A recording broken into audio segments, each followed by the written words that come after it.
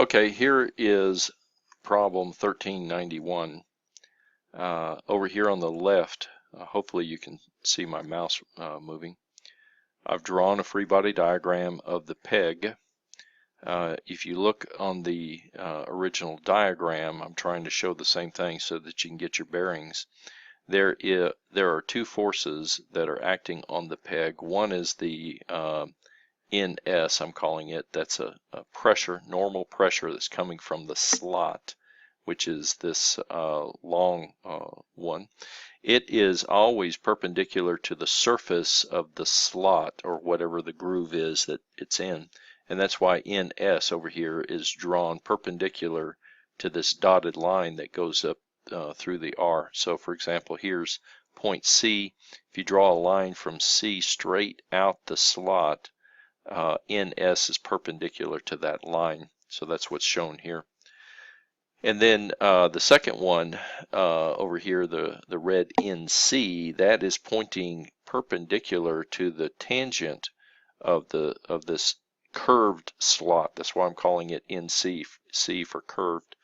It's going in. I have no idea if this one goes in or out. I'm guessing I'm going to draw it in. When I solve for NC, if I get a positive, I'm right. It goes inward like I'm showing. So over here on the left, I'm trying to show this NC is right there.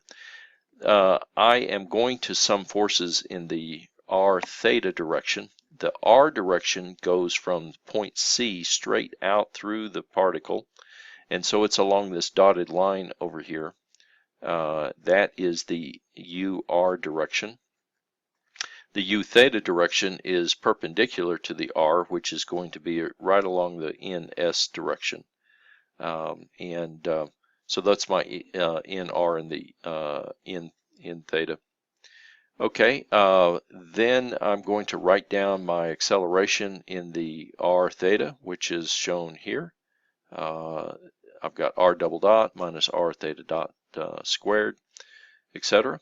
And so what I need to do is I need to relate the R to the theta. I know I can because it's 1 degree of freedom. So if you give me one angle dot, and one angle double dot, I can find all of the positions, velocities, accelerations that I'm looking for. So in order to do that, I am looking at the triangle, which is going from point C over to the center, which I've got circled in a little black thing, up to the pin, and I've tried to draw it or copy it down here. So this triangle goes between C, O, and the particle P. It happens to be an isosceles triangle, which makes it easy. If it wasn't isosceles, I would use the law of cosines or something. But since it's isosceles, it's no big deal. These little angles here, 25 was given in the problem. Since it's isosceles, the other angle up here is also 25. And so this angle back here over the obtuse angle is 180 minus 2 theta, which is here in red. That's 130. Now, what I'm looking for is I'm looking for the values of R, which I can get from here, no big deal.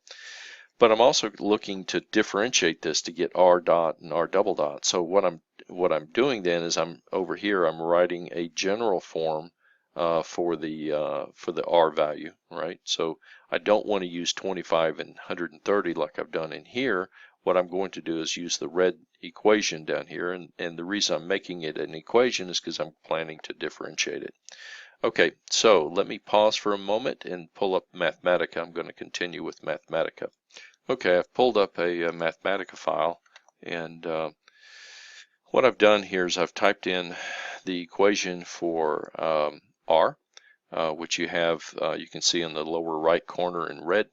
So I just solve for R, and notice that the theta is written as a function of time because I plan to differentiate it.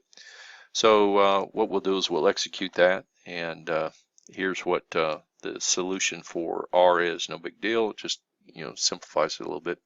Then I'm just going to take two derivatives by simple thing here, and out pumps the first and second derivative. I sure am glad I don't have to do that by hand, but if you really had to, you probably could.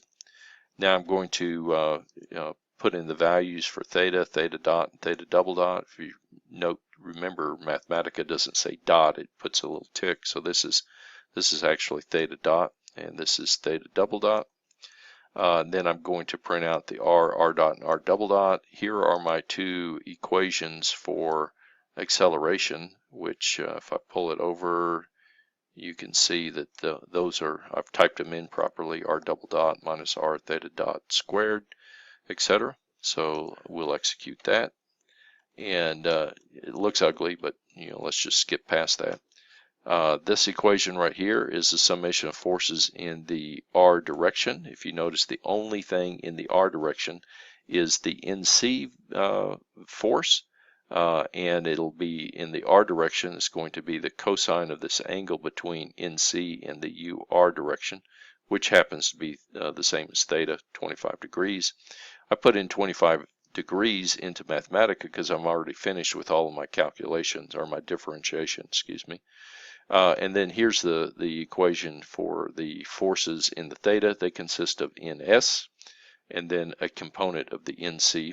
My mass is half of a pound, and I convert that into mass. So we'll execute that. And then here I write F in the r direction is equal to mass times acceleration in the r. F in the theta equals mass times acceleration in the theta. And then I just solve for the two unknowns, AC or NC and NS, bang, and those are the two values that I have for my two values. Now they're both positive, which means that I drew them in the correct direction. So NS does go up and left, and NC does go down and left, the way I've shown them. Okay, that's it.